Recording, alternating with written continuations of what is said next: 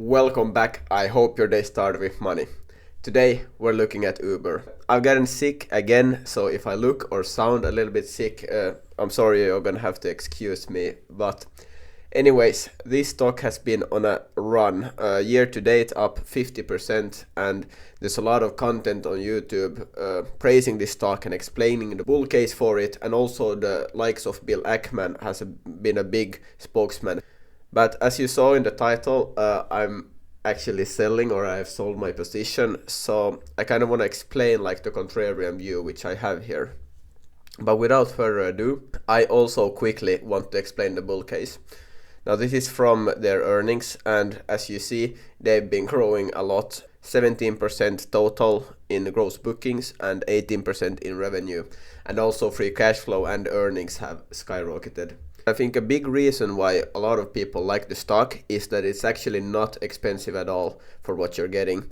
They're expected to grow about 20% per year, and they're trading now at a forward price to operating cash flow of around 18 times. So that's actually below a 1 peg ratio if you want to count it that way. And yeah, this was a massively underperforming business. They were losing billions, but since 2022 they've become profitable, and now they're raking in huge profits. So there's actually nothing wrong with the financials.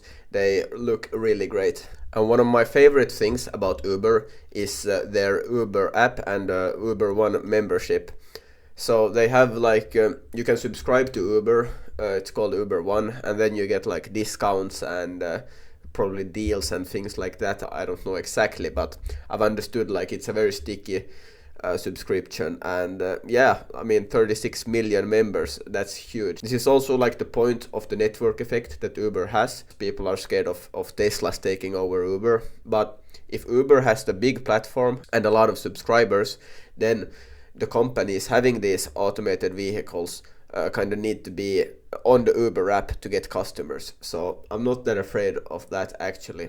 And matter of fact, I bought my position when there was a lot of bad sentiment because of the self-driving cars. But if things are so great as we've been through, then why am I selling? Well, I'm actually a little bit late on the video. I've been really busy, but you can see here I sold at around $100, but I'd probably be selling around these prices as well. An important thing for me when investing is that I want to invest in companies where their clients are happy. Oscar Health is a good example of that. They have like the highest net promoter scores of all the health insurance companies. So I think that's a huge tailwind in the sense that customers are happy with the service they're getting, and they might do the marketing themselves. Customers might market the product for free for the company. It also reduces like the risk of scandals and lawsuits and problems in general. I mean, if the company is doing well and the customers are happy, there's really nothing to complain about. But Uber is increasingly getting spotlight for either bad working conditions, customers that are unhappy, or in general like seeming to be greedy. And they have a long track record of breaking the law, but I'm not going to get into that now. Now this is one thread on Reddit, but I've seen many instances where, for example, there might be a rider that has an expensive Uber drive, and they might discuss with the driver, and he might cancel the ride and give half of like the Uber cost to the driver, so he gets it for half as cheap, and then also the driver gets paid more because Uber's in some cases been pocketing that much money. So let's just read this thread. It's from 6 months ago, and it says, I don't use Uber very often. It's been a while. I didn't realize how expensive it's gotten. I got a ride today and it wanted $35 for a 50-minute drive. That seems like so much. I was getting a ride home from the repair shop, so I would still need a ride back when my car is done. That's $70 total. And then he explains it's 80 to 85 with tips, and he just ended up renting a car for the day because it was cheaper. And then also the top comment, and the driver gets paid $5.79. I mean, that's a joke, most likely. Or probably guaranteed, but it still like gives the sentiment that people have. The Uber's so expensive now, and the drivers don't get much. And I know this is different from area to area, because Uber does sort of a thing where if they're early in the market, they subsidize a lot of rides. So it might cost the rider $5 or euros to get somewhere.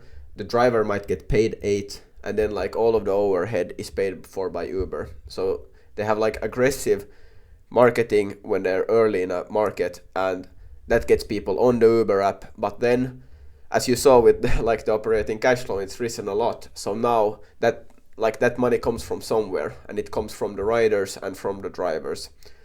And actually a video that I really liked that explained this was from Tom Nicholas, and I highly suggest you go watch it. He goes around takes Ubers and talks about essentially the concept I just explained, where they subsidize Uber rides for new towns. And yeah, it's really great for those new towns that are getting the cheap rides and the drivers are getting paid.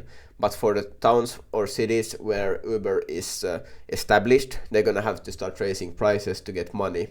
And yeah, this is one article I found, again, one instance, but they talk about how fares of Lyft and Uber have risen a lot in New York and Chicago. And then to explain the price hikes, they say, "We looked at many possible explanations, but only one fits the data: pressure from Wall Street. For years, Uber has used money from the likes of Goldman Sachs, BlackRock, and Jeff Bezos to subsidize cheap rides and decent pay. But now that Uber dominates the market, its investors are demanding their cut. So Uber has jacked up fares and cut driver pay. The strategy is working. Just last month, Uber reported an annual profit for the first time ever and promptly announced plans to give $7 billion back to shareholders. The $7 billion to shareholders is the reason why the financials look so great and why the stock is up. But if we compare Uber's 20% expected growth to something like Visa, I think they might have 20 or 15 or 10% expected growth. I don't think Uber's is nearly as sustainable, because if the earnings growth is gonna come somewhat from riders and drivers getting worse deals, I'm not so sure it's gonna be able to continue happening for the indefinite future. So it really raises my caution. And in addition, this is something of course that applies to almost every stock, but it seems everyone forgot that we had a yield curve inversion, so we're most likely going to have a recession. I don't need to be a genius to look at a graph that's pretty much never been wrong, and yeah, it's like predicting 7 at 6:30 or what they say. So I think there's going to be a recession, and while I don't like to use AI for research purposes, I thought here might be a good idea to use AI to like ask what would be the easiest step to take for an average American to live more frugally. And I want to simulate people of all nations, but for this example USA, asking AI for tips on how to save money. Imagine if we get into a recession. I think a lot of people are gonna do this, so I think it's valuable to see what does the AI answer on like an unbiased question like this. It starts off with groceries and food. Yeah, I've highlighted here to avoid takeout and shop with a list to prevent impulse buys and stick to your budget. And these two things are big revenue streams for Uber. Uber Eats app is pretty much the perfect place to do impulse buys of takeout. And if AI is telling people to stop doing that, then pretty much AI is telling people to stop using Uber Eats. Now it continues with housing. That wasn't relevant for Uber, but transportation and entertainment, they highlighted to carpool or use public transit. And again, people spend a lot of money on Uber, and if they get less money, AI is telling them maybe you shouldn't do that, maybe take the bus in the places where it's possible. You may also walk or bike short distances instead of taking an Uber. And then on the entertainment and subscriptions, it mentions you can share subscriptions, split costs with friends or family. Now I don't know if this would or could work with Uber One subscription, but anyways, people might cancel the subscription also. So now I feel like the AI is telling people maybe Uber isn't the best company to give your money if you're running out of it. So in a recession scenario, I don't think we've seen that before with Uber or these services, how they fare, but I could imagine it's maybe not going to be great, and the 20% growth numbers are maybe going to go down a lot, or in the worst case scenario, maybe negative. So with all the things in mind, the bull case, the great bull case, but also like the things that you may want to think about in caution. Is it worth it to hold or buy, or should you sell Uber? Well, let's go back again to the consolidated cash flow. And that number, I think, is why people are interested. It's the 4.9 billion of free cash flow now, and also the growth of it. If we annualize that and then divide it by the market cap, we get around a 5% yield.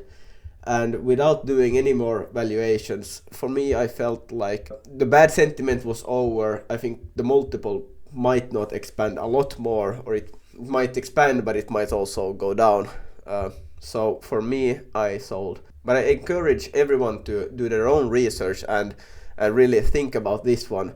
And I hope that I gave you some new insights. And yeah, I'm excited to do some more videos now. I'm gonna do a deep dive on the Nordic energy sector, I think. That's really interesting. But yeah, in either case, stay cashing.